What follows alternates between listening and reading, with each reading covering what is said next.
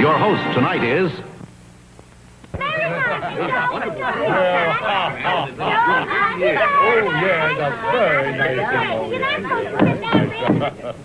Dear relatives and friends, inasmuch as I have heard various and nefarious rumors that my dear wife and my sweet sister-in-law Sue, that we have been drumsticking and ham-hocking to excess at your various homes over the holidays, I hereby retaliate by inviting all 36 of you to our house 1 year from today for a big turkey and ham dinner on Thanksgiving. He's a jolly good fellow, for he's a jolly good fellow, for he's a jolly good fellow, which nobody can deny. Montgomery, why in the world did you issue an invitation like that? Look, a year from now, they will have forgotten the whole invitation. We haven't got the money to feed 36 relatives. Why, you big blabbermouth, you never should have had that second glass of clam juice. Which nobody can deny.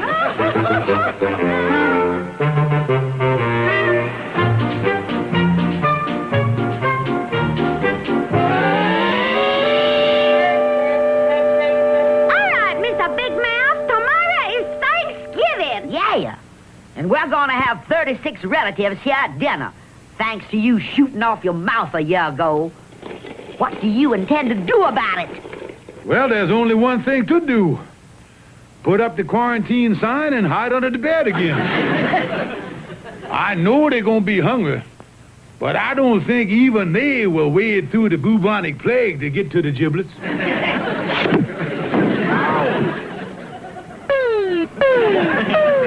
Montgomery J. Clarkson, I'm not going to be disgraced in front of all our relatives. You go out of here right now and come back with a ham and turkey dinner, or I'm going to take our marriage license and turn it into the paper drive. Now, wait a minute. I don't have the money to buy food for these 36 relatives. Then you better find it. 'Cause on Thanksgiving Day, this house is going to be filled with warmth and love and southern hospitality if I have to break every bone in your body to get it.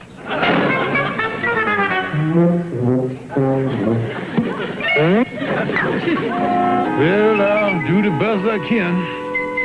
But as General Lee said at Gettysburg, I've had better days than this. I need at least $50 for the dinner. And after all, there's that old proverb, what good is a friend if you can't jip him? Come in, it's open. Hi, Calvin. What are you doing up here anyway, Colonel? 'Cause I'm worried about you spending this gala Thanksgiving holiday season alone. You know, it made me sad. It did, huh? Oh, yeah, Calvin. Me and Maggie Bell and Sister Sue was talking about you only this morning. About you spending the holiday up here, all alone in your room. Well, come to think of it, it does get lonely now and then. Sometimes I regret setting those rat traps. But what are you driving at, Colonel? What am I driving at, Calvin? I'm inviting you up to my place for Thanksgiving dinner with all the gracious Claxon clan. Well, now, wait a minute, Colonel. Well, how much is the price? Well, what we call a season ticket, son, comes to about $50. I'd like to come, but all I got is $3.25. I'm afraid I can't afford your generous southern hospitality this year. Well, now, to tell you the truth, Calvin, I don't know whether we're going to have a dinner or not. I'm in a spot. I've invited 36 relatives for dinner, and I don't have the wherewithal for the grub withal. So unless I get some free food from someplace, I'm in big trouble. You know, Colonel, I saw an ad in the paper here this morning. Free food. Let me see where that is. Here we are. Yeah, give me that paper. Look at that. 75 pounds of free food, including ham and turkey, with the purchase of a $375 deep freezer. That's no good, Calvin. In order to get the free food, you've got to buy the freezer. Yeah, you haven't got 375 smackers. Yeah, the trouble, wait a minute. I just noticed in the small print here. Here in the ad, it guarantee within 30 days of purchase. If the customer is dissatisfied, your money will be cheerfully refunded. Calvin, that's my angle on getting the free food. Come on, we'll get right down to the deep freezer store. You think this thing is going to work? Work is the greatest idea in the world, Calvin. Okay, but the last time you had the greatest idea in the world, we ended up spending the weekend as guests of the local gendarme.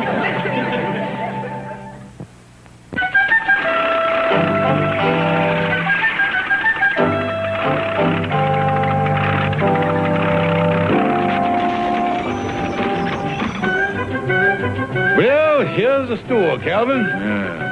Now explain to me how we're going to get this free food. Now look, Calvin. I give the fella this no-good check here for $375. We take the freezer home, and we takes the food out of it. Then we brings the freezer back to the store and get our money back before the man has a chance to put this check in the bank. Now, if that's not a great scheme, I'll eat my hat. Yeah, well, you better get out to bicarbonate. I think you're going to be nibbling on your fedora before this is over. Oh, here comes the fella now. Watch the old colonel go into action here, boy. May I help you, sir? Indeed you may, sir. I am Colonel Montgomery J. Claxon of the Nashville Claxons, Colonel ex officio of the Breckenridge County Zouaves. That's all him.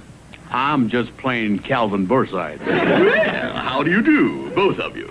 Yes, mister. We would like to buy one of those deep freezers like you've got advertised in the newspaper here. The kind with the free food and the cheerful refunding guarantee. Oh, yes. We give the free food and the guarantee with all our models. Now, here's a lovely model here. It combines the best features of the... We'll take it. Here's the check. Well, you certainly made your mind up in a hurry. This certainly is a fast deal. You not kidding, mister. It's an old Southern custom. Just one more question, mister. When does the store close? 5:30. It's 5 o'clock now. What do you think, Calvin? Well, we might strain ourselves, but I think we can make it. Be seeing you. Pleasure to make your acquaintance, sir. Well, thank you.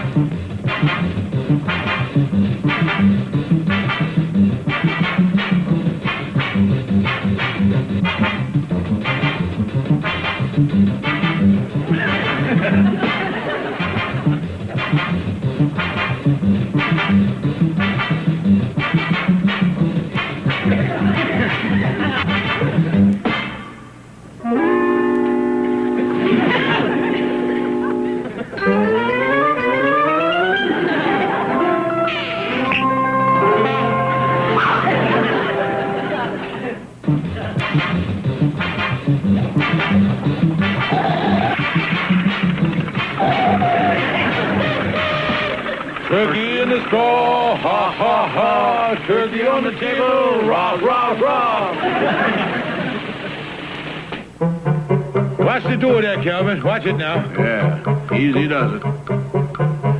Well, we made it. It's only 5:20. Uh-oh. Here comes the fellow that sold it to us. You know something? He doesn't look so happy about the whole thing, neither. Why, Colonel Claxon, what's this? You're bringing the freezer back? Yes, sir, we are dissatisfied with it. You're dissatisfied with it? Just a minute. You picked up the freezer at 5 o'clock, and you're bringing it back now at 5:20? Yeah, we'd have been here sooner, only we got caught in traffic. Look, mister, we want our money back. We are dissatisfied with the freezer. Just a minute. Let me see. You didn't bring the food back. We weren't dissatisfied with that. No, that makes us very happy. Look, mister, we are dissatisfied with the freezer. Now, will you please stop shouting at us and kindly refund our money? I am not giving you your money till you bring back the food. Mister, show us where it says in the paper that we got to cheerfully refund the food. Look, I want that free food back that was in the freezer. Well, why must we bring back the free food if the free food is free with the food freezer? Because the free food is only free with the food freezer if you pay the full fee for the food freezer. Yeah, but if you give the free food with the food freezer... Oh, stop it! Please, look, I want my food back. Now, wait a minute here, sir. It's not your food. It's our food. You gave us free food. It was an inducement for us to buy the freezer.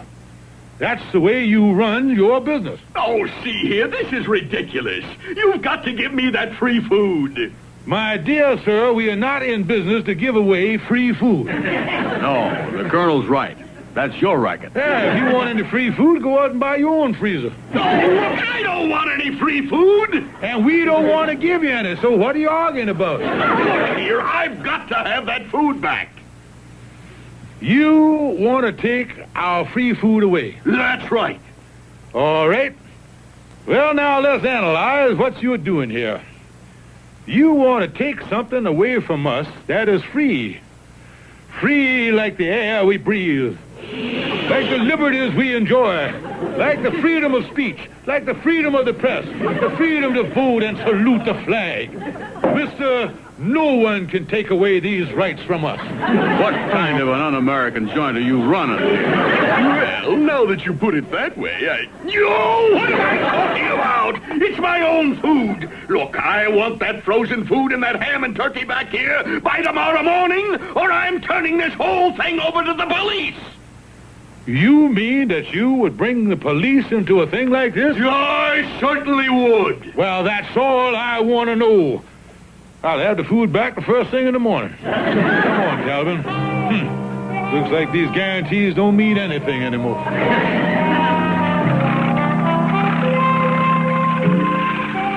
What you gonna do now, Colonel?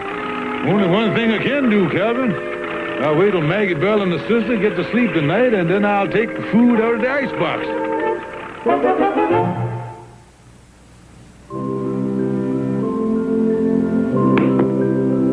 Isn't it wonderful, Sister Sue? We're going to have a wonderful Thanksgiving dinner when all the relatives come tomorrow. That big ham and that beautiful turkey. Yeah, we must be careful that between now and in the morning some sneak thief don't come up here and clean out the icebox. Well, if they're going to make off with our ham and turkey, they're going to have to climb another 2 flights of stairs. Well, of course, if the people, what was that? Montgomery, our icebox wasn't big enough to hold all that food. So Mrs. Conway on the top floor volunteered to keep the frozen food and the ham and the turkey upstairs in her icebox. Yeah. And I don't think any sneak thief's gonna bother it up there. 'Cause Mrs. Conway's husband is a police sergeant. Excuse me, I think I'll go out in the kitchen and sharpen up the carving knife. Why do you want to do that? The dinner isn't till tomorrow. I know. But first thing in the morning, I may have an appointment to cut my throat. Oh,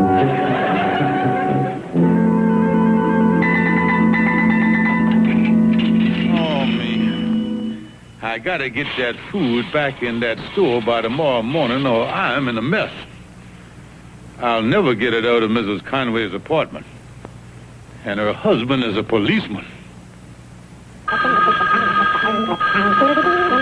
Hello, Oliver Wendell Clark speaking. Hello, Oliver. Am I disturbing you? No, you're not disturbing me. I was just watching television. Do you know they actually have people on there talking like animals? It is completely unbelievable. I'm sure it is, but I'm in a mess, Oliver.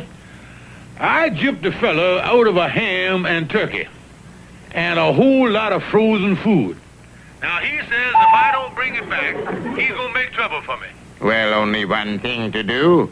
Take it back. I can't. Maggie Bell stored the food in Police Sergeant Conway's icebox. Police sergeant, eh? Colonel, you'd better not tamper with that refrigerator in person. What you need is some puffy poltroon to purloin the poultry. What do you mean?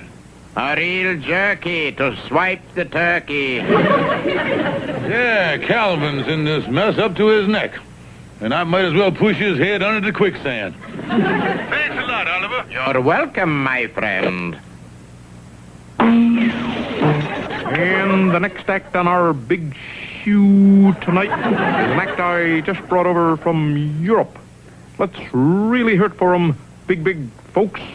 Fifi the poodle and her performing people. How does he get away with that stuff?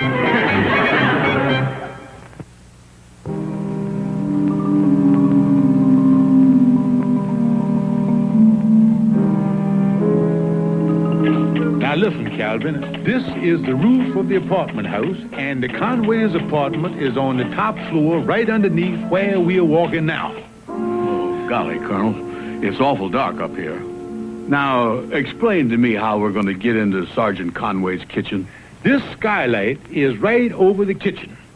We are going to lift the top up, and that'll give us a perfect way for you to get down in the kitchen. Now, wait a minute, Colonel. You started out with we and us. But somewhere near the end of that sentence, you past participled me up the creek again. I'm not going. Now listen, Calvin, let me explain the plan before you go off half-cocked like some Yankee. When you get down in the kitchen, I'm going to lower this basket down to you on the rope. All you got to do is to put the turkey and the ham and the frozen food in the basket, and I'll haul it up. You see, I got the dangerous part of the job. You're up here, and I'm in the policeman's kitchen. Explain to me how you got the dangerous part of the job. Simple, Calvin. I'm up here.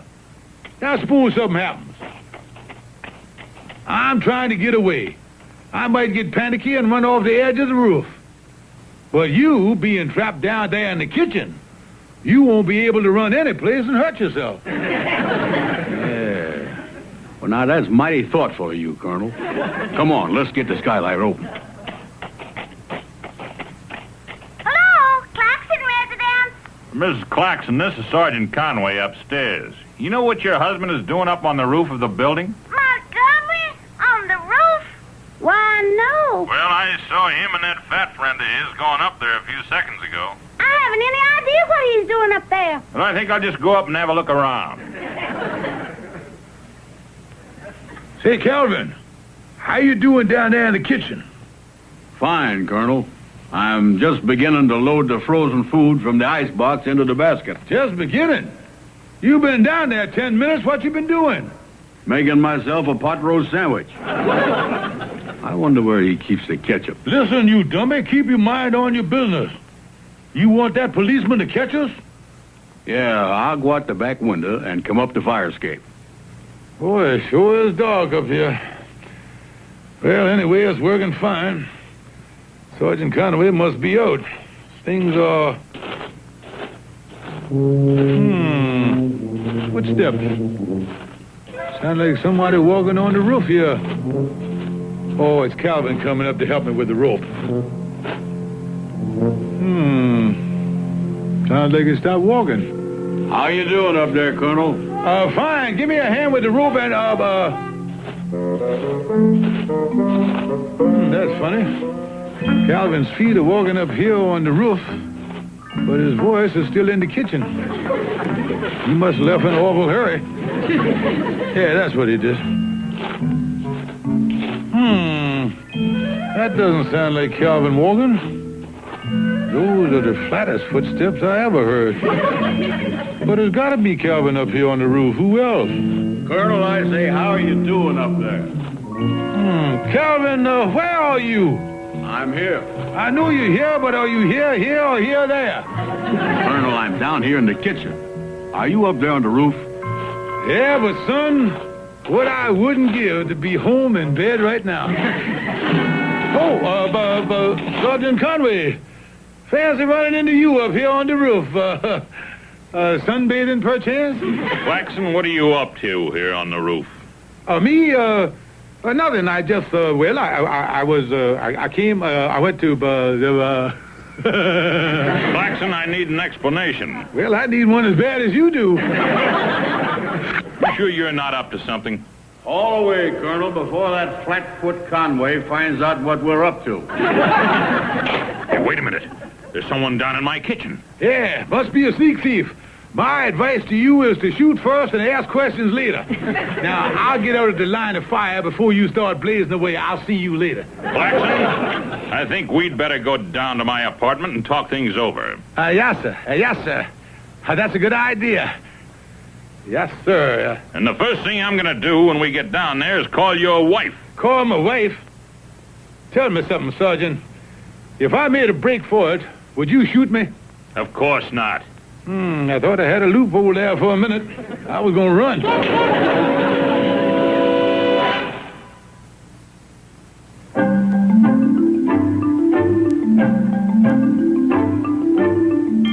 That's the whole story, Myrtle. Sergeant Conway caught us breaking into his kitchen. Oh, that's a shame. But what did Maggie Bell say when she found out? Oh, Maggie Bell doesn't know anything about it. The colonel pleaded with the sergeant not to tell her. Yeah, well, what's he going to do about the man in the frozen food store? The colonel's going to stick to his guns. I'm meeting him at the deep freeze store in an hour. After all, the food was free, and that's that. Well, I still think the man's going to want the food back. The colonel says he doesn't care what the man says. The colonel guaranteed me that we're going to have a wonderful Thanksgiving dinner.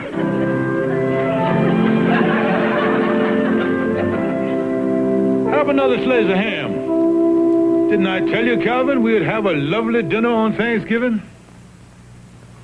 I like the dinner all right, but the judge says we're going to have to spend 5 more days in this iron deep freeze.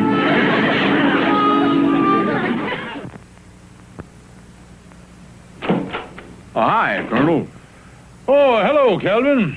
Say, how did Maggie Bell and Sister Sue react to your little vacation in the Pookie? Well, they were pretty upset, Calvin. Maggie Bell said it was the worst family disgrace since Uncle Braxton Claxton was a streetcar conductor and the inspector caught him with his high-button shoes full of nickels.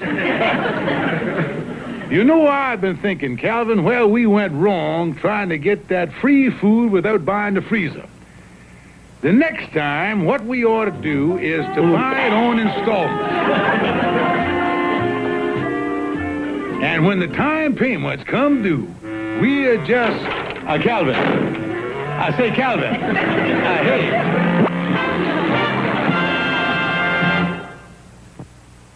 Calvin and the Colonel was brought to you by